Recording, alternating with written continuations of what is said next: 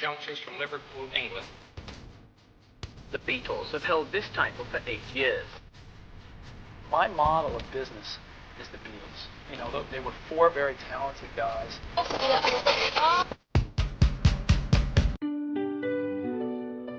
Welcome back to the Here, There, and Everywhere podcast. I'm your host, Jack Lawless. Mick Foley is a legendary professional wrestler who is widely regarded as one of the greatest wrestlers in the history of the WWE.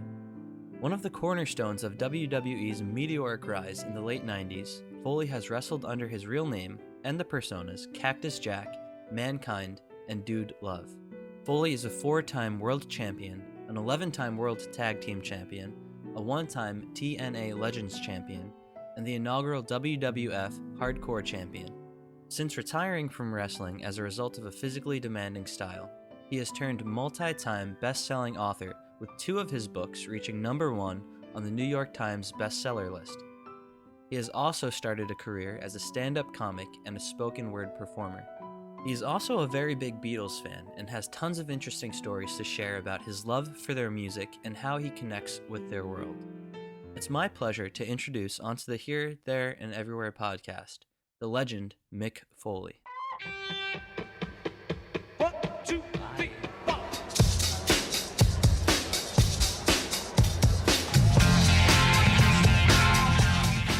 Mick, thank you for coming on the podcast. How are you doing today? Hey, I'm doing great. Thank you. I know we've been looking forward to getting this together for a while, and here I am. Awesome. Yes, it's an honor having you on, and I'm excited to talk with you about the Beatles. So can you start us off and walk us through how you grew up and what kind of music you listened to as a kid? Yeah, I grew up listening to country music on the WHN AM station out of New York City. We lived in Long Island, and my dad had gotten into country music when he was stationed in Germany in the Army. So, you meet people from all over the country. When I say strange, I mean, it was considered strange for a kid on Long Island, an 8-year-old, 9-year-old, to be listening to country music when everyone else was listening to, I guess you'd call it pop music. It would be the Osmonds and the Jackson 5 and the guys who sang, remembering the name, the Scottish group that sang, "Aye, Saturday night." Can't remember the name off the top of their heads. But the teachers going in a circle asking everybody for their favorite musical artist. And they were, like I said, Jacksons, Osmonds, these gentlemen from Scotland. And they got to me and I said, Charlie Pride. And Nice. You just saw a bunch of, not scornful looks, but just, they weren't scornful of him because they never heard of him, So it was just very unusual to have an 8 or 9-year-old kid on Long Island listening to country music. Oh, wow. Yeah, but Charlie Pride is great too. Yeah.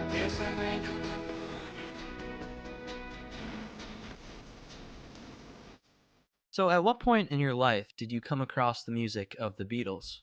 Oh, yeah, that all changed. Let me think. So I was probably 10 years old. I was born in 65.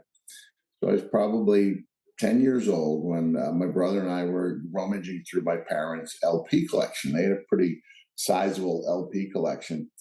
For all the country music that my dad listened to, there weren't many country music albums. There were some old-time country music albums. There was a lot of Christmas classics, the Nat King Cole and Perry Como and the crooners of that era, dozens of Christmas albums. There was Peter, Paul, and Mary, and there was one rock album, and that was Let It Be. So that was my first exposure to the Beatles, putting Let It Be on the old turntable and just really being mesmerized by it.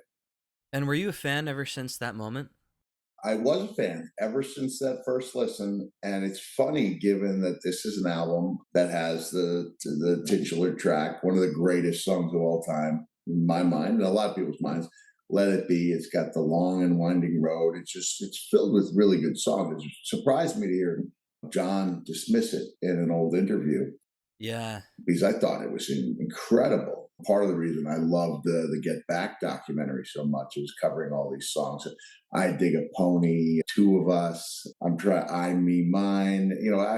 But the one, believe it or not, that really struck me and my brother, who did not agree on much, was the one after 909. Like, you had an album with these amazing, lyrical, just buffets. Yeah, I don't know, buffet. Just the Long and Winding Road and the lyrics to Let It Be are just amazing. And here I am, me and my brother. My baby said she's leaving on the one after 909. And one of the things I remember about that is that I did not realize that it says, move her once, move her twice. Come on, baby, don't be cold as ice. I thought that he said be co-device, and that it was just a phrase I wasn't cool enough to understand.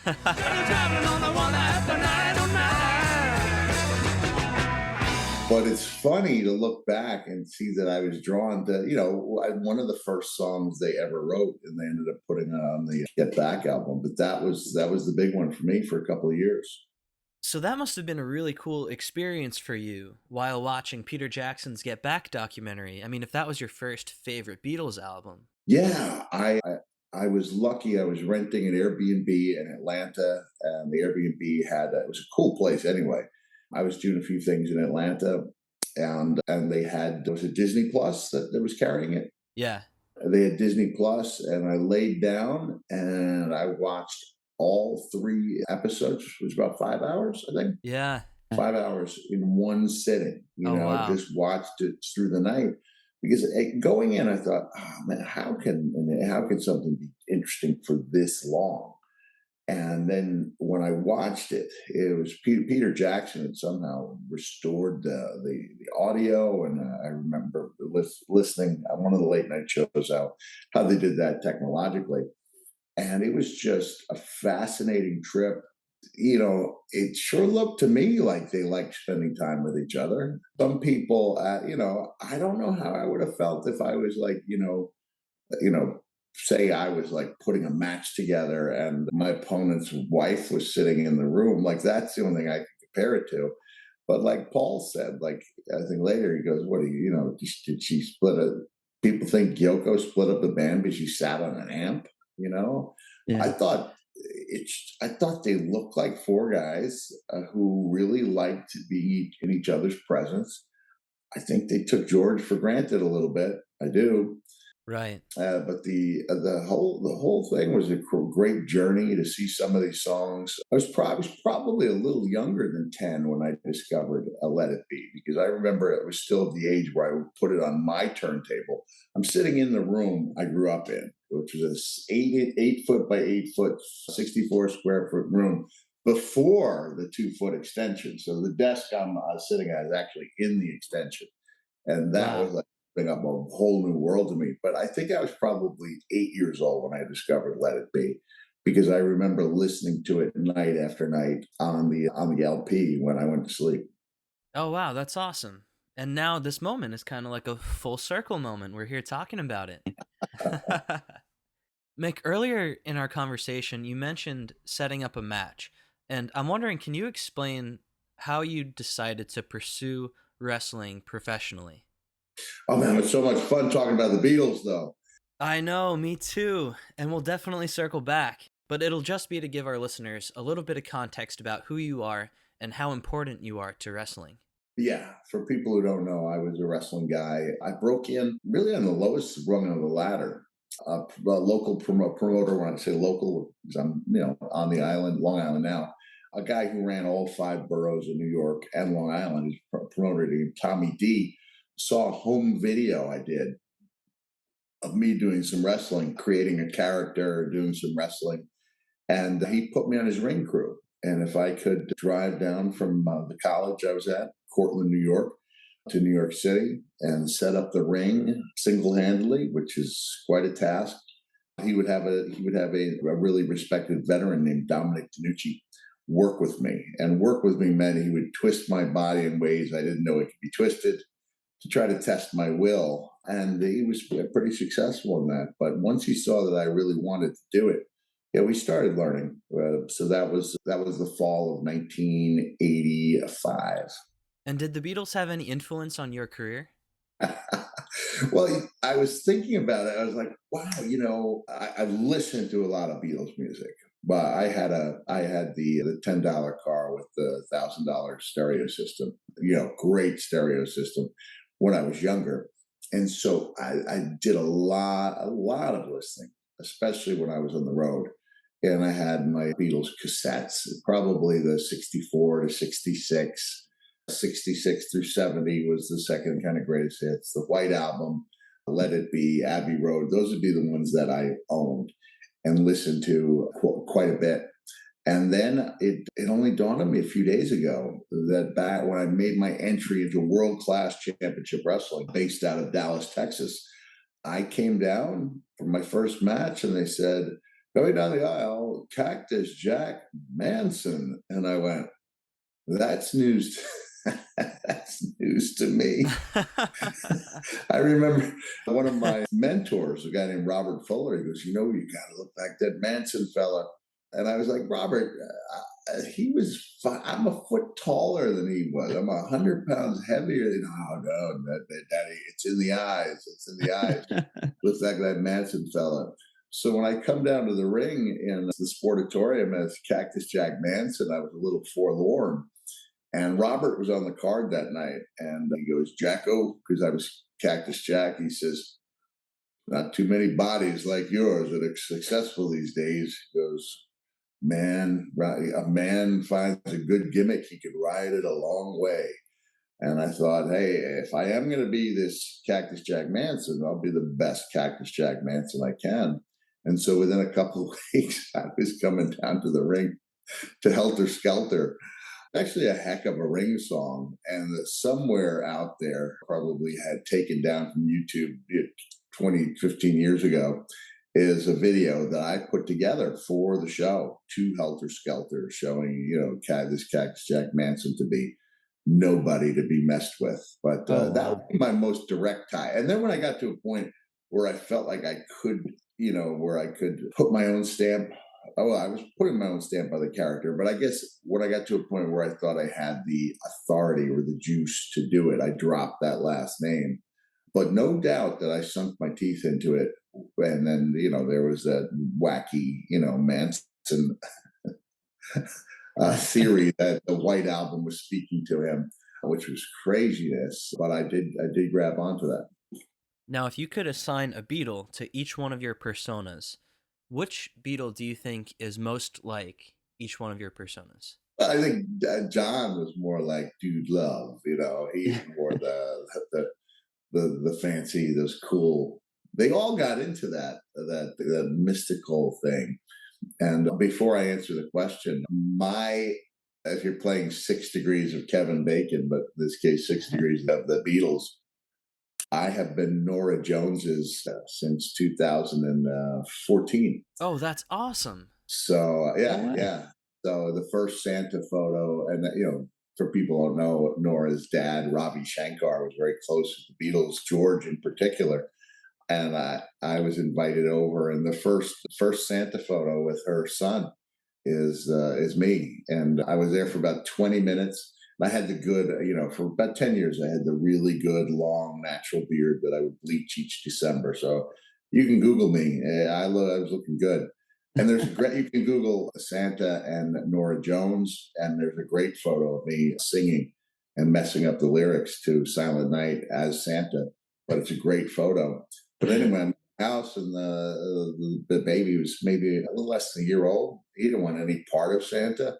But luckily, I had time. I had this cookie, and I was like holding that cookie, and then you could see the little fellow taking an interest in it, and he was looking right at me like this, and I'm going, "Take the photo, take the photo." And so there's a great photo of me and Robbie's grandchild, and every year I write them a great letter. It's one of my hidden talents. It's not really a talent; it's what I worked on. I worked.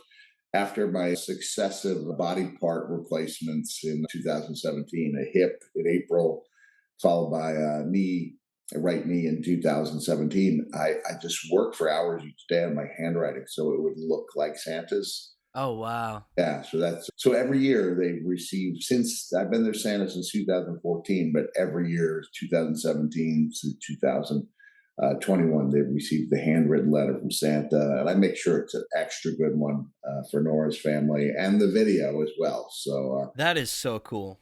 it's my Beatles relationship right there. Wow. Yeah, pretty cool, right? I don't know if you could assign. I mean, John as Dude Love to me would be pretty cool. I don't see any of the guys being a Mankind or a Cactus Jack, because Paul is just so darn nice. That was one of the things that really touched my heart and my wife's. Is just what a nice man he was. Yeah, I just was really taken with that 5 hour get back. It's, what a nice man he was. Ringo, I think, for anyone who cast Ringo off as just being the drummer, it was really fascinating to me to hear them go, Ringo just pick up, pick up the pieces here, and they would start playing, and no matter what it was, he would have a beat going. And so he didn't need a massive drum kit. I'm a perfect example of a guy who didn't have a wealth of offensive moves, but I made each one count, and did a pretty good job of taking people on a nice roller coaster ride when I was in the ring. And I dare say people who could do 10 times what I could were unable to do that with their tools. So I was more or less like Ringo with the basic drum kit, working some magic on it. And there were some other people, who had the massive drum kits who didn't fare quite as well. A little music analogy for you, a metaphor or whatever. Sure, yeah, I love that. So do you have a favorite Beatle? Oh man. Yeah, I think it's Paul, because when I started listening to the Beatles, it became pretty apparent to me that Paul sang the the happy songs. And, as in the late 60s, that's when John, Paul doesn't write lyrics like yellow matter custard dripping from a dead dog's eye. Yeah, that's not Paul. He writes The Fool on the Hill, right? He writes Penny Lane. So I liked those happy songs. Not that I didn't like John's stuff, and a lot of John's solo work I really enjoy listening to this day. Instant Karma to me is one of the best songs, and I'll take a deep dive and I'll listen to Working Class Hero and things like that. But Paul was my favorite. And do you have a favorite part of the Get Back documentary that you saw? Yeah, I did. I think the arrival of Billy Preston. Oh, great moment. What a remarkable musician he was, and really a calming presence. And I was really sad to learn that he had died, years before his time, and he'd gotten caught up in, substances, and that was really unfortunate. But he brought some magic to those sessions. And again, I alluded to at the top of our conversation, the fact that John, I guess, didn't think much of the sessions, and for years, I wondered why Let It Be was the final album when Abbey Road was recorded after it. But I guess they felt like it was unfinished, even though the takes that were recorded live on the top of the building there, they sound tremendous to me. But when I was watching, let me try to think which one it was. Maybe it was the Get Back track. When it's clearly Billy's solo, they're not showing him. And I'm like saying out loud, cut to Billy, cut to Billy, cut to Billy. That's a great shot to me. And I would wonder if I ever met Peter Jackson, I would say, like, you have the masters. Like, why didn't you do an insert of Billy there? It's so important. I'm a stickler for details. So like when I watch any band's performance and they're on the rhythm guitarist during a guitar solo, I'm like, make the switch, make the switch. And that just seemed to be a shot that was the other thing that bothers me is in the remake of Miracle on 34th Street, where Santa is doing sign language with the little girl. They need the reaction shot of the mom there. She does thank Santa afterwards, but you need that reaction shot. So I'm coming from a wrestling background, which is a really visual medium. I would say more so than the real sports. Wrestling is really visual. I'm really particular about the shots and reaction shots. I'm a big believer in them. And I just thought Billy should have had his solo captured instead of going, it's clearly a piano solo or organ solo, keyboard solo. And they were showing somebody else at the time. That bothered me a lot. Oh yeah, I completely agree. I mean, in that entire rooftop sequence, you don't see Billy like once. You wouldn't even know he was there if you can't hear the keyboard in the songs in the background. And his sound was so predominant on that album. It really was, because the idea was to record these things live, right? And not to use the studio magic that they used on Sgt. Pepper and their other albums, but here's four guys live, and then they realized, hey, we need a keyboardist. And that sound, that's such a big deal on Don't Bring Me Down, and it's a big deal on Get Back, and a few of the others. Like, it just deserved to be recognized. It was just a few days ago that I Googled, let me try to think, Come Together, because the keyboard solo sounded so similar to what Billy's sound was on Get Back. And the first thing it said was it was not played by Billy Preston, likely played by Paul, who was looking for a swampy feel. But I don't think there's any way Paul or whoever does that solo is able to do that solo without Billy Preston sitting in on the Get Back sessions. Oh yeah, I totally agree with you. Now, I know Let It Be was your first favorite album. Is it still your favorite Beatles album? Well, it's my favorite because it was the first. I don't know. I would say maybe the White Album is my favorite. I'd say maybe the White Album in its entirety. Back in those days, you didn't. If you wanted to skip a song, you had to get up and move the needle. Right. When you're listening to cassettes, then you have to press a button.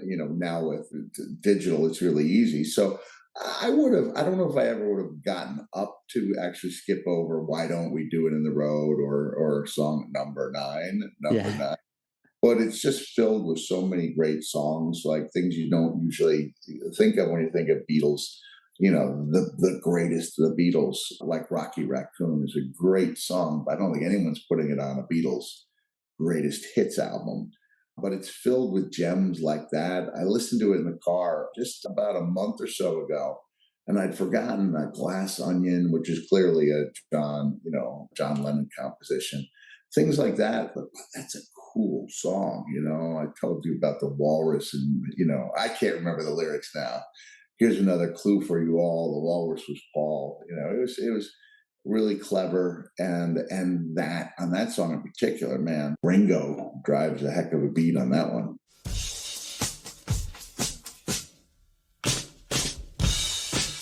Oh yeah, Ringo's drumming is underrated across the board in every single Beatles song. Yeah, and he was a real. Oh, here's my favorite part of Get Back is Paul. I was watching with my wife, and Paul says, here's a little something I've been working on. And he plays the beginning of Let It Be. And while something magical is unfurling, everybody, with the exception of Ringo, is just milling about, and they're talking and they're eating. And I was like, don't they realize what's going on here? And the only one who seems to realize it is Ringo. And he stands in back of Paul at the piano, and he listens. And my wife remarked this, like, just the way he would tilt his face to look down, like it was clear to him that something special was going on. Maybe you talk to Ringo in the modern day, maybe he would dismiss that, but it looked to me like here's the one guy that realizes something magical is going down. And that was my favorite part of that whole documentary, was that song. Because you would think in a movie version of it, I'm talking about those defining moments in Walk the Line where Johnny Cash, with his back up against the wall, plays Folsom Prison Blues, or even a fictional portrait like Eddie and the Cruisers when the Word Man plays The Dark Side. and all the band members are laughing at him. And then Eddie's like, hold on a second. He gets a little beat going and they all start joining in. It's like, they've got a hit song, you know. So I love, and whether it's Aretha Franklin, like Respect, which was an Otis Redding song, those are those great moments in the movies where the one song comes together. So I think if that was ever put together in a fictional way, everybody, every member of the Beatles would be dropping exactly everything they were doing to listen in to Let It Be. But no, in truth, it was just Ringo with those little, you know, just turn of his head. But it was obvious to me that Ringo knew something special was going on.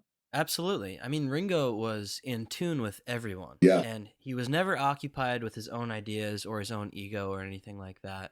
And there's also this moment I heard about it before I watched the documentary. And it's Paul mentioning to John that he has a lot of songs he's been working on. And he wondered whether instead of getting one or two, he might be able to record his own song while remaining a member of the Beatles. And John said, yeah, sure. I don't see why that would be a problem. And right there, you have the factor that could have kept them together for, like, you wonder why did they have to break up? Why couldn't they have gone their own way?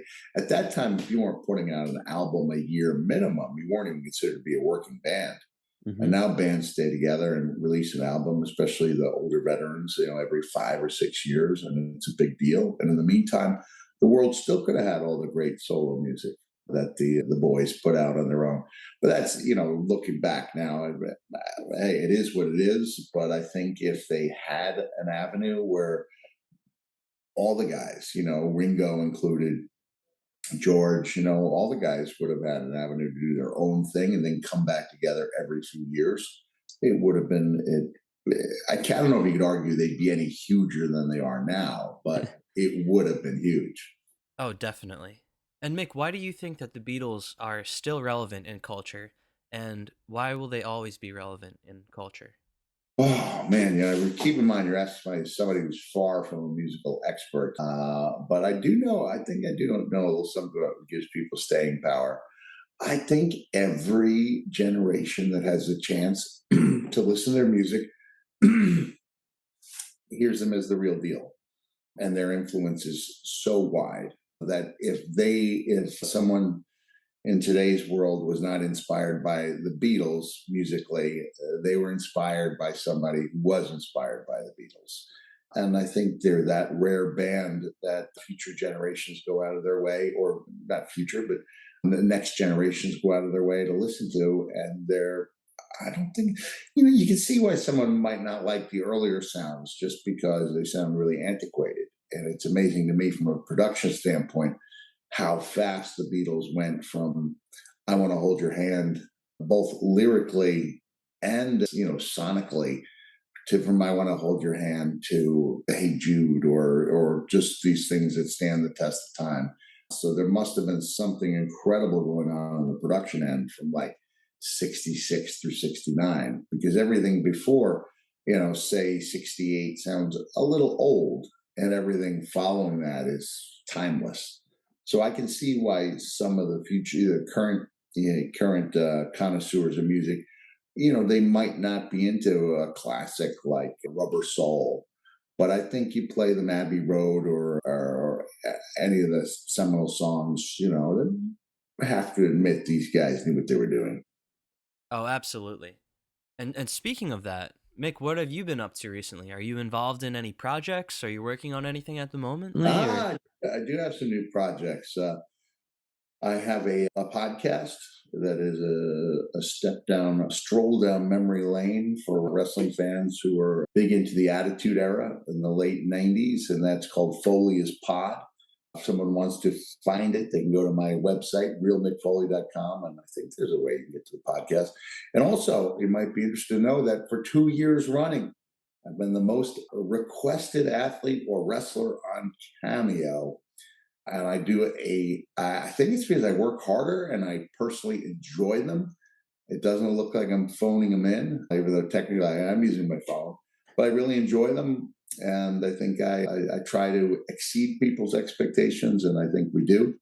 And outside of that, I do have a live storytelling show, but only one show. I toured for the better part of one full year from September 2021 through September 2022. But now I've got one show left, and it's December 4th in West Chicago, and it's a fundraiser for a wrestler who's battling brain cancer for the second time.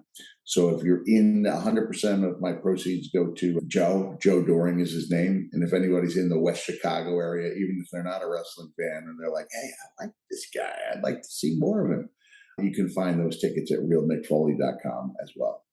Awesome. And I'll leave all those links in the podcast description so anyone listening can go click them and check them out right now. And Mick, thank you so much for coming on. It's been a pleasure talking with you about the Beatles. It sure has been. Thanks for having me.